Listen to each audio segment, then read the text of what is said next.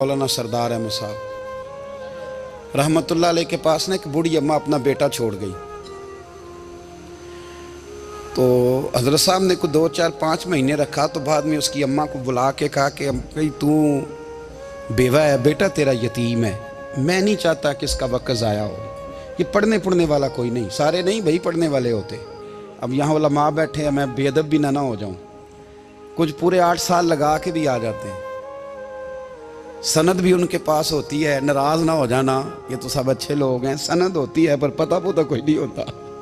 ये आला हजरत ने लिखी है बात। सनद होती है, पूरी डिग्री होती है, उस पर कई लोगों के साइन भी होते हैं। तो बहुत सारे तालिब इल्म ऐसे होते हैं जो मदारस में कहते हैं मैं फाजल फलां हूँ, लेकिन कोई शय पास।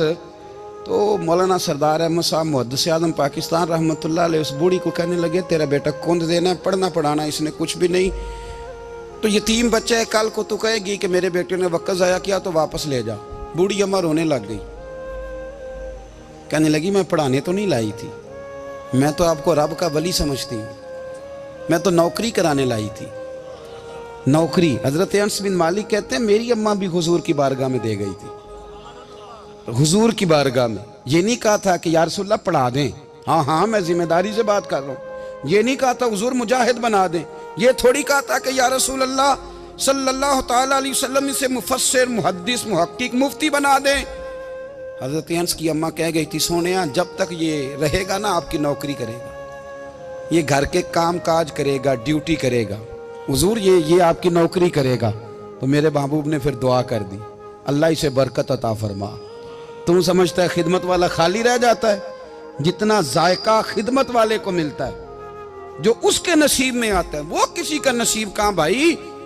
हजरत अनस कहते हैं हुजूर ने दुआ कर दी, बरकत की। मुझे तो खेती बाड़ी आती भी नहीं थी, पर लोगों के बाग में साल में 1 दफा फल लगता था, मेरे बाग में 2 दफा लगता था। हुजूर ने दुआ कर दी अल्लाह इसे औलाद दे। फरमाते हैं मेरे बेटे, मेरे पोते, मेरे नवासे, मेरी बेटियां, फरमाते हैं मैं जिंदा हूं और मेरी 100 औलादे मौजूद हैं। परेशान हो गया 100 सुन के बच्चे 2 ही अच्छे, 100 औलादे मेरी मौजूद हैं। हजरत अनस बिन मौलाना सरदार अहमद साहब के पास ना छोड़ गई बच्चा, कहने लगी हजरत जी मैं को पढ़ाने के लिए थोड़ा छोड़ गई हूँ, मैं तो इसलिए छोड़ के गई हूँ कि आप मेहरबानी करें, खिदमत कराएं। तो हजरत जी कहने लगे कोई ऐसा काम ही नहीं, खिदमत वाला क्या कराऊं। कहने लगी पट्ठे पवा लिया करो जी। हूँ लड़ पेंदे ने, कहने ने बच्चे काम कर दें मदरसे का। हालांकि अब कहाँ बच्चे काम करते हैं, अब तो गुजर गया दौर, अब तो बच्चे काम कराते हैं। अब बच्चे भी नाराज हो रहे हैं, घूर घूर के देख रहे हैं। सही कह रहा हूँ आपको, बच्चे काम कराते हैं, बच्चे कहाँ काम करते हैं। कहने लगी ये चारा डाले करेगा आपकी भैंसों को। तो हजरत ने उसको कहा कि बीबी चारा मेरी भैंसों को डालने के लिए मैंने बंदा रखा हुआ है, तो तू जा ले जा। कहने लगी हाथ बांध के हुजूर मेहरबानी करें रख ले, चारा डालेगा। और पुत्र तवज्जो से चारा डालना हजरत की भैंसों को। रोने लगी, हजरत ने रख लिया, महीने का खर्चा भी देते। शाम को ना वो सारा दिन काम करता, शाम को आके पैरों में भी बैठ जाता। हजरत जी लाएं तेल थोड़ा सा, पैर ना दबा दूं। 8 साल साथ वाले पढ़ते रहे, ये बेचारा नौकरी करता रहा। मेरा रूप भी नहीं ते मेरा रंग भी नहीं, और मैनू यार मनान दा टंग भी नहीं। कभी कभी ना हजरत बिलाल हबशी फारग होते ना, तो नबी पाक की बारगाह में अर्ज करते हुजूर कोई काम तो नहीं, सारे हो गए, हुजूर जाऊं जरा, चले जाते। एक दिन सलमान फारसी कहने लगे या रसूलल्लाह ये बिलाल कहाँ जाता है। फरमाया जा देख के तो आ। हजरत सलमान वापस आए तो आके रोने लगे, कहने लगे सोनिया जब यहाँ से जाता है ना तो जाके सैयदा फातिमा की चक्की पीसनी शुरू कर देता, बीबी साहबा के काम करने लगता है, घर में जाके स्नैन की ड्यूटी करता है, वहाँ भी काम यहाँ भी काम। वो चारा डालता रहा, उसने चारा डाला। हजरत मुहद्दिस आज़म की भैंसों को दस्तारे फजीलत का वक्त आ गया, सारे पगड़ियाँ सजा के आ गए, आज दस्तार होगी। ये ना पीछे होके बैठ गया, चूँकि पढ़ा ही नहीं था तो दस्तार का है कि दस्तार तो उसकी जो पढ़ेगा, हमने तो पढ़ा ही नहीं, हमने तो यार पढ़ा, घर पढ़ा, ड्यूटी करी। हजरत मुहद्दिस आज़म रहमतुल्लाह अलैह के यहाँ जब ऐलान होने लगा ना कि अब दस्तार होगी, तो हजरत ने पहला ऐलान उसका फरमाया। तो मजा वाला बंदा कपड़े भी कदी कदी बदलता है ना, वो कहता है जिस हाल में भी था मैं पलट के देखने लगा कि पढ़ा पढ़ाया तो है, कोई शय नहीं। तो ये माजरा क्या है। पीछे से उठ के आए, तो कहते हैं बाकियों की दस्तार किसी आलिम ने की, किसी सूफी ने की, लेकिन ये भैंसों को चारा डालने वाला जब आया तो मुहद्दिस आदम ने फरमाया पगड़ी के बाल को कोई हाथ ना लगाए, ये सारी दस्तार मैंने करनी है। और फरमाते हैं हजरत बाल भी देते जाते थे और आंसू भी बहाते जाते थे, माथा भी चूमते थे और फरमाते थे दस्तार के बाद चला तो नहीं जाएगा यार, मुझे तो इबादत भी नहीं रह गई, मुझे तो चाबियों को भी नहीं पता कौन सी कहाँ रहती है, जाएगा तो नहीं तू? तो रो पड़ा, कहने लगा सोने जाए तो वो जिसके पल्ले कुछ है हो, आता जाता तो है कुछ नहीं, मुझे किसने रखना है, मैंने कहाँ जाना है, इधर कहाँ तो इधर ही रहूँगा।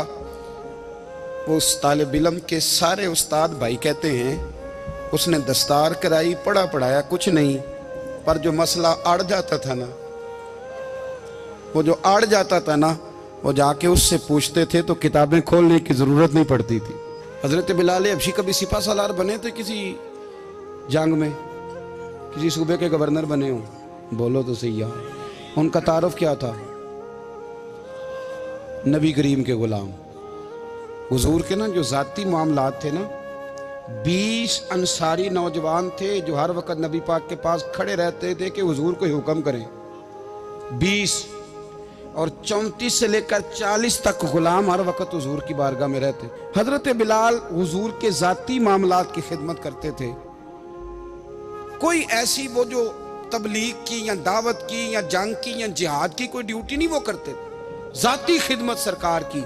हजरत उमर फारूक वो शख्स हैं कि जिन्होंने कभी किसी बंदे को खातर में नहीं लाए हो, लेकिन जब हजरत बिलाल आते थे ना तो जनाब उमर उठ के खड़े होते थे, कुर्सी छोड़ते थे और फिर एक नारा लगाते थे, कहते थे या बिलाल अंता सैयदुना, बिलाल तू हमारा सरदार है यार, तू हमारा। यानी इश्क का ज़ौक़ पूरा करना उन्हें भी आता था। इसलिए मेरा मशवरा है, मेरी राय है, और जो मेरा हुक्म मानने वाले हैं उनके लिए मेरा हुक्म है कि ज़ौक़ ना कभी भी ख़राब करना, कभी भी ना ज़ौक़ ना ख़राब करना, अपना लुत्फ़। मैंने कई दफ़ा, मैं पहली दफ़ा मदीना शरीफ हाज़िर हुआ तो एक बाबा जी मेरे आगे आगे थे, तो उनको ना धक्के मार रहा था। वो सामने खड़े होते हैं ना, अल्लाह खैर फरमाए, अपनी अपनी ड्यूटी है ना, उनकी भी एक ड्यूटी है ना जी। तो वो धक्के मार रहा था तो बाबा उसे कह रहा था तेरी खैर होवे पहरेदारा, रोजे दी जाली चुम लैन दे। उन्हें फिर धक्का मारिया तो फिर उन्हें कहता तेरी खैर होवे पहरेदारा। मैंने, वो बिल्कुल अनपढ़ बाबा जी थे, पर मुझे उन्होंने बहुत बड़ी बात समझा दी, मैंने उनसे बड़ा सीखा, मिंबर पे जिक्र कर रहा हूँ। वो तीसरी दफा फिर धक्का मारा, तेरी खैर होवे पहरेदारा, रोजे दी जाली।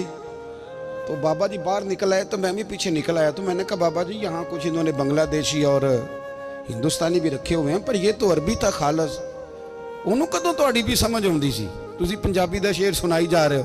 कहते पुत्र मैनू भी पता है उन्होंने नहीं समझ आ रही, पर मैं तो अपना रांझा पै राजी करता सा, मैनू पता है उन्होंने कहा ओ यार असी रांझा भी तो राजी करना है कि नहीं, कि सारी जिंदगी किलो काल के झगड़े में पड़े रहना है। ऐ इश्क तेरे सदके जलने से छुटे सस्ते, जो आग बुझा देगी वो। और एक जगह पे आला हजरत कहते हैं जान दे दी वादा दीदार पर, हमने जान दे दी। हाँ, खाली उसने वादा किया था कि आऊँगा, आया नहीं था, पर जान हमने पहले दे दी।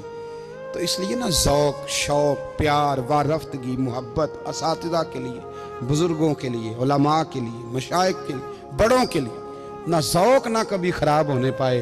अल्लाह आपको सलामत रखे। और कुछ दुआएं मैंने दे दी हैं, कुछ अल्लाह जानता है मेरे दिल में है, वो मैं देता रहता हूँ। अल्लाह आपको हमेशा शाद व आबाद फरमाए।